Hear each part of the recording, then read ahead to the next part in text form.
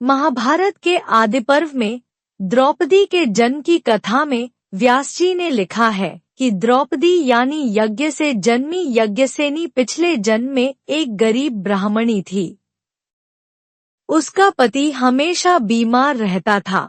इस कारण से उस ब्राह्मणी महिला को पति से कोई भी सुख नहीं मिल पाया। वहीं एक दिन इस महिला का पति बीमारी से मर गया, जिसके बाद गरीब ब्राह्मणी महिला विधवा हो गई। यह दुखियारी महिला हमेशा सोचा करती थी कि काश उसका पति स्वस्थ और सर्वगुण संपन्न होता तो उसकी हर इच्छा पूरी हो जाती। इन अधूरी इच्छाओं का बोझ उसे अंदर से खाए जा रहा था। विधवा ब्राह्मणी के पति के मर जाने के बाद उसे समाज द्वारा बहुत ही यातना सहनी पड़ी। साथ ही घर में कोई कमाने वाला व्यक्ति भी नहीं था, इसलिए इस महिला को हमेशा भूखे पेट ही दिन गुजारने पड़ते। साथ ही उसे रह रहकर अपने पति की याद आती थी। एक रात सोते हुए इस महिला को विचार आया कि अगर अगले जन्म में भी उसके साथ कुछ ऐसा ही हुआ तो उसे एक बार फिर से अधूरी इच्छाओं का बोझ उठाना पड़ेगा। इसलिए उस गरीब महिला ने भगवान शिव की तपस्या करने के विषय में सोचा। गरीब विधवा महिला ने महादेव की कड़ी तपस्या करनी शुरू की। कई वर्षों की तपस्या करने के बाद महादेव प्रकट हुए। महादेव को सामने खड़ा पाकर गरीब विधवा महिला अति उत्साहित हो गई और उसने अगले जन्म में सर्वगुण संपन्न पति की विशेषताएं बतानी शुरू कर दी। द्रौपदी ने ऐसी विशेषताएं बताई जो किसी भी एक मनुष्य में होना लगभग असंभव था, लेकिन महिला अपनी कामना पर अडिग रही और विभिन्न विशेषताओं वाले पति का ही वरदान मांगा। उसने कहा कि हे महादेव, अगले जन्म में इन सभी विशेषताओं वाला पति मुझे प्रदान करें।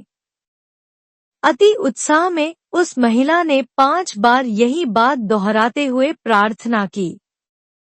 महादेव अपने भक्तों की हर मनोकामना पूरी करते हैं, इसलिए उन्होंने उस महिला को उसके हठ के अनुसार वरदान दे दिया। पूर्वजन्म की अधूरी इच्छाओं की वजह से द्रौपदी पूर्व जन्म में लालसा से भर गई थी। आप इसे मानवीय कमजोरी कहें या फिर कुछ पाने की अति लालसा, लेकिन यही भूल द्रौपदी के 5 पतियों की आधार बनी। महाभारत में पांचाल देश के राजा द्रुपद ने अपनी बेटी द्रौपदी का स्वयंवर रचाया। इस स्वयंवर की शर्त यह थी कि जो भी राजा या राजकुमार पानी में मछली का प्रतिबिंब देखकर उसकी आंख पर निशाना साधेगा, द्रौपदी उसे अपना वर चुन लेंगी।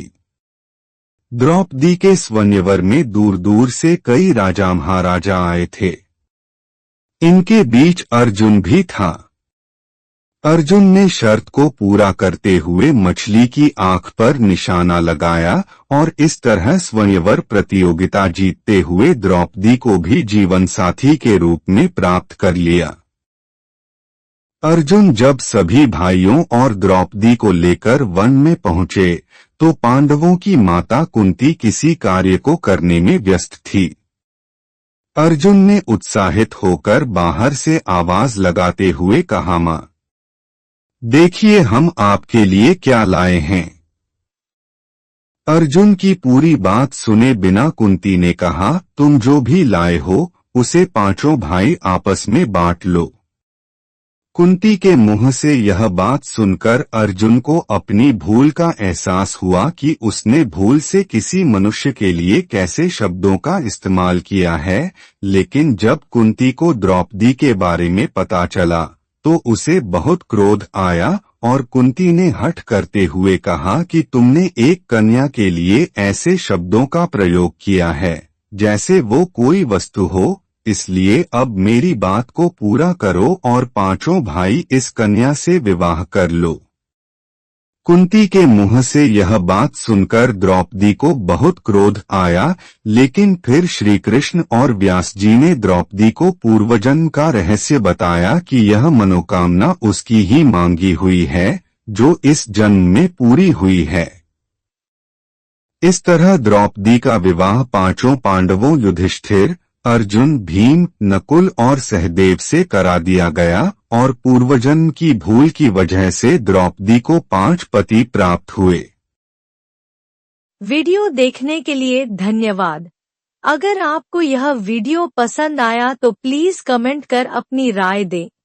चैनल को सब्सक्राइब करें, वीडियो को लाइक करें और अपने फ्रेंड्स और फैमिली के साथ इसे जरूर शेयर करें।